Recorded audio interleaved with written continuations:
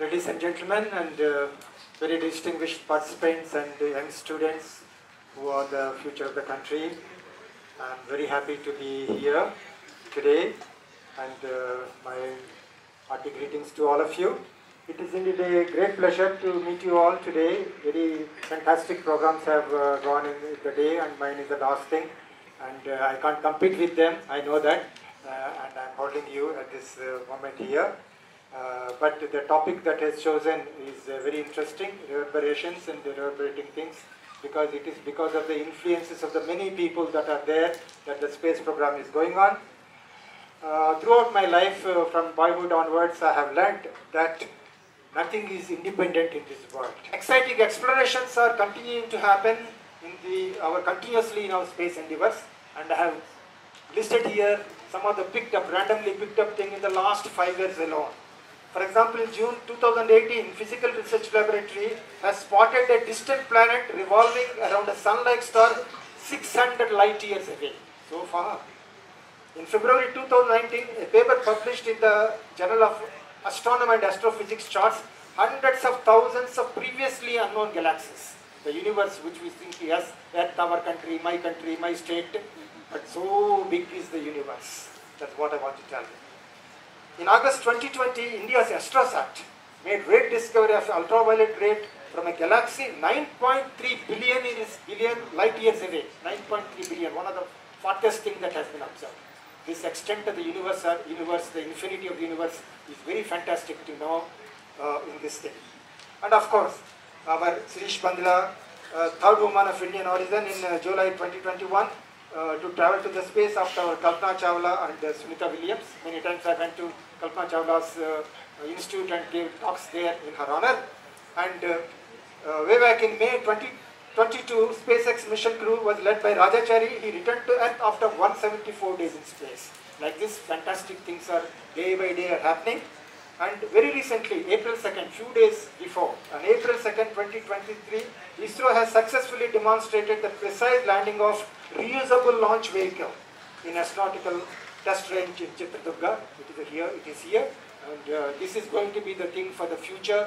You take the people there and they can come back. First is a launch vehicle reusable, and the people also can be brought like an airplane, etc. These type of fantastic things are happening in this thing. And how these things are happening? Why these things are happening, how these things are happening in this thing. And here I want to tell you about the inspirations and reverberations that have come from Tolstoy, Leo Tolstoy, Anna Karenina.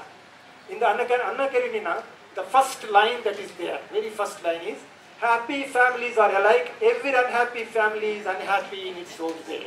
That is the first thing that is there. I happened to read this book when I was a child. I was a school boy, I read this, I happened to read this thing. Later on I found out how this thing has come. 125 years after it was published, today it triggered the enunciation of what is come to be known as Anna Karenina principle. Jared Diamond, in his book that was published in 1998, which is called as, in 1998, it is written here, what is the book that is there? Guns, Gems and Steel, the Fates of Human Societies. In that book he has enunciated Anna Karenina principle. What does it say? It says that what it means is what the Tolstoy the thing in Anna Karenina is, happy families are all alike. Every unhappy family, failure comes because of a small reason of incompatibility. Therefore, for a marriage to be happy, all incompatible things to be thrown away. That is the Anna Karenina principle, the complex thing. Later on, in 1998 afterwards, many researchers have worked on that, and they have successfully applied this principle to diverse fields in public management, healthcare ethics, business research, sports achievement, science projects, etc. It is applied this thing. And later on, we also have studied. Our study shows that the complex domain of space technology, so many, all engineering branches that you can think of, all humanities branches, give inputs to the space technology. In the complex domain of space technology, it is one of the most befitting examples to interpret the meaning of Anna Karenina principle.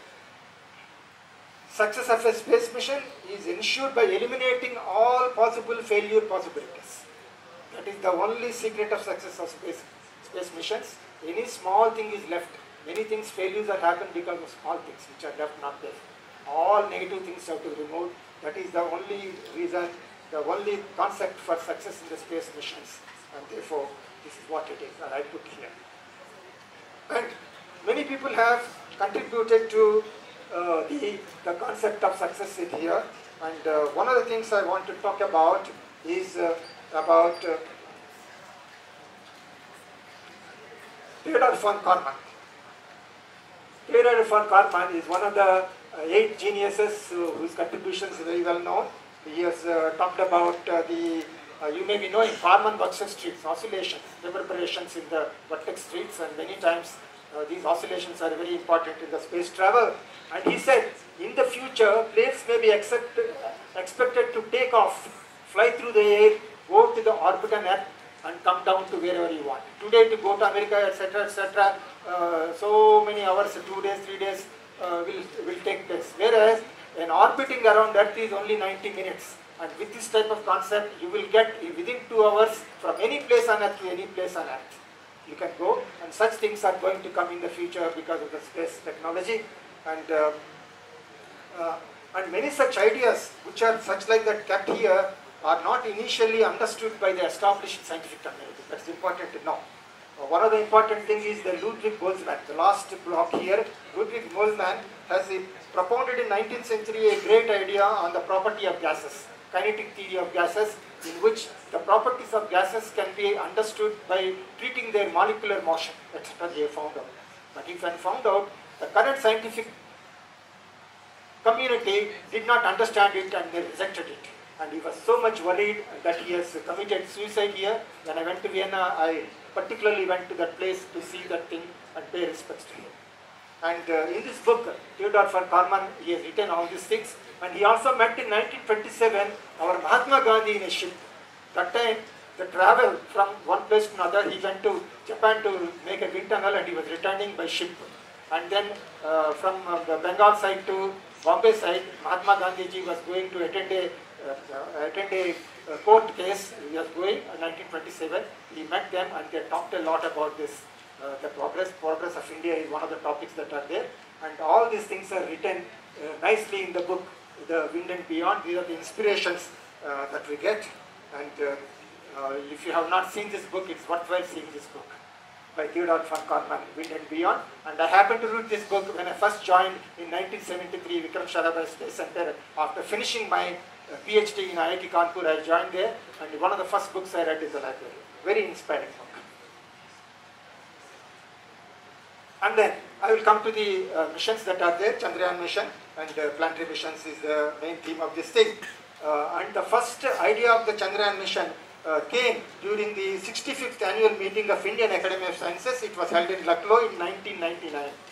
And Professor Kastur Rangan, our chairman ISRO at that time, led the scientific debate on an Indian case for going to the moon.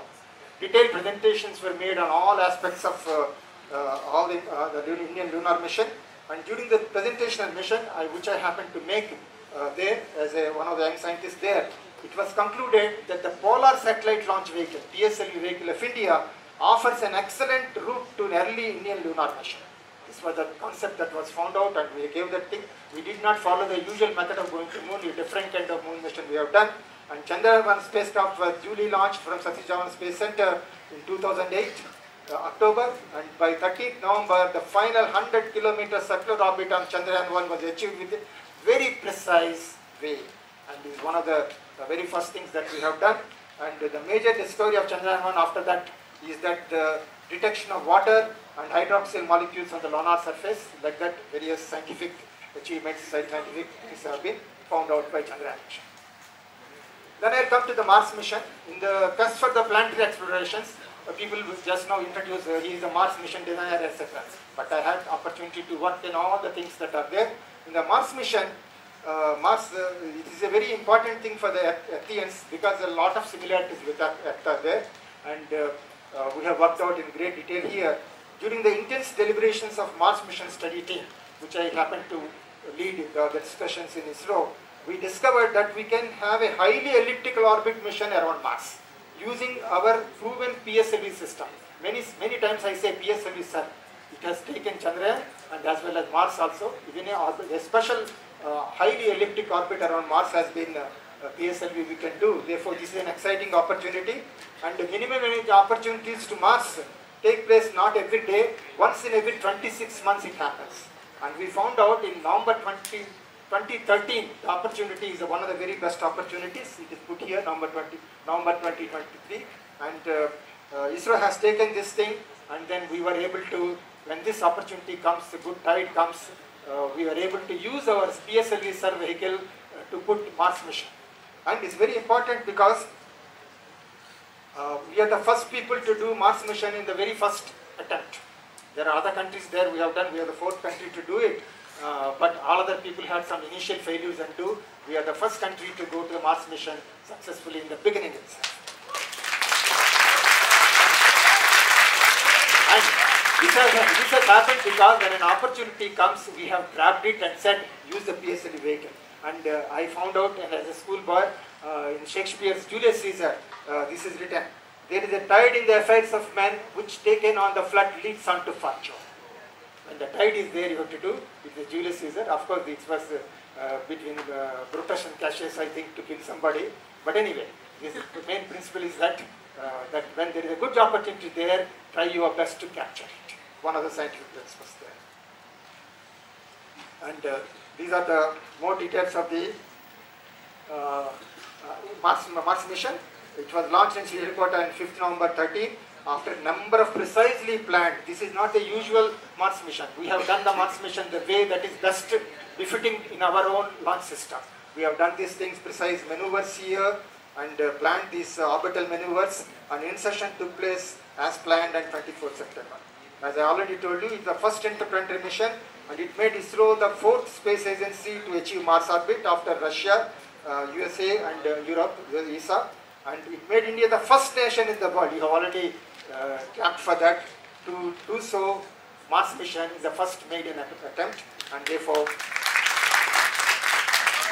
there are 5 scientific instruments on board Mars spacecraft, and a lot of science has come out of it. It was designed initially for 6 months, but it has worked for almost 7-8 years until recently it was working. Only recently it went down, and these are the things that have happened.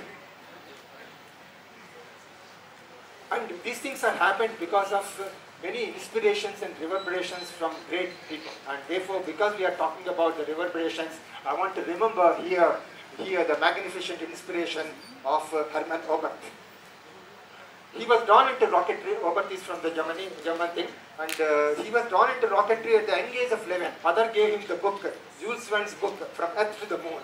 And he read at the age of 10 and 11 so many times, he knows that book by heart, he said. And then, within few years, in his early 20s, Hbert has submitted a doctoral thesis to Heidelberg University on rocket science, that we can go to space by rockets, etc. And but it was rejected by the university as being impracticable. The university thought, no PhD for you, rejected. But then, undaunted, Hbert has proceeded with his work. Within 7 years, he successfully conducted a static test of the first liquid fuel rocket, his rocket. And then he has enrolled an 18-year-old boy, student, Werner von Braun, to help him in this thing. Later on, you might have heard about Werner von Braun. He became the giant in both German and American rocket engineering. And I had the opportunity to meet Herman Hbert when he was 91 years old in Innsbruck. I went to present my orbit design paper in the Innsbruck conference, and he was there, 91-year-old, and I had taken his autograph in the last picture. That picture is there, that is Herman Hbert, and here you can see Herman Hbert.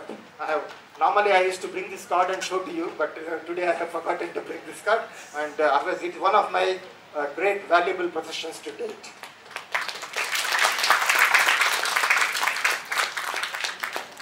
And then, this is because of why I am particularly telling Hbert that people have refused his concepts initially, and because of his Hbert's effect concept, it was possible to do the interplanetary missions. This was not recognized earlier, and therefore they used to think planetary missions are not possible.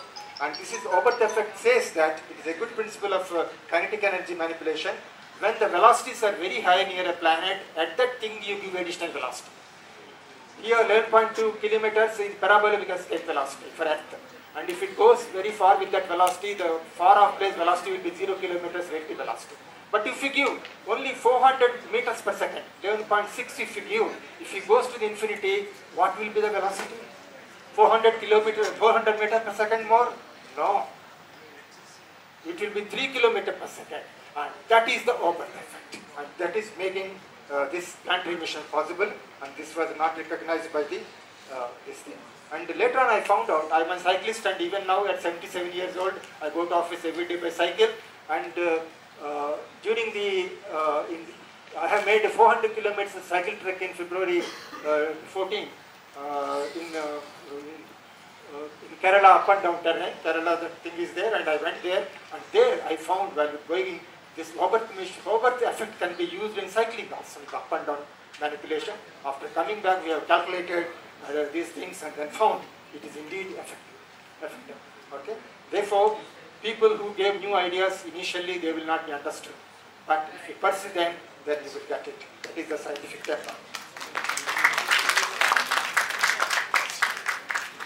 Then I will come now to the future missions that are going to be there. Quickly, I will tell you what are the future missions. I told you about Chandrayaan, I told you about Mars, and now I will tell you a little bit about the future missions that are there. And one thing is that even though we went to Mars and other people went to Mars, only small portion of the Mars terrain has been observed. That is because of dichotomy, altitude dichotomy of Mars. Some north portion of the altitude is very low, and the south portion is very high, and then the low thing only you have time to come down, and therefore north is covered but south is not covered because the time is not there. To achieve this thing, you should develop something, Mars entry, descent, landing things by inflatable aerodynamic decelerators, rigid aeroshells, or supersonic reactor propulsion. Studies are going many places on these aspects. Engineering studies are going on at present. And it's also likely, we have made this development here. This was published in Journal of Cosmology. Human expedition to Mars in 2035 may be a good possibility. Here we have conceptualized how you can send a human colony to Mars and bring them back. Is one of the studies that we have made. These are all possible. These type of things are being worked out.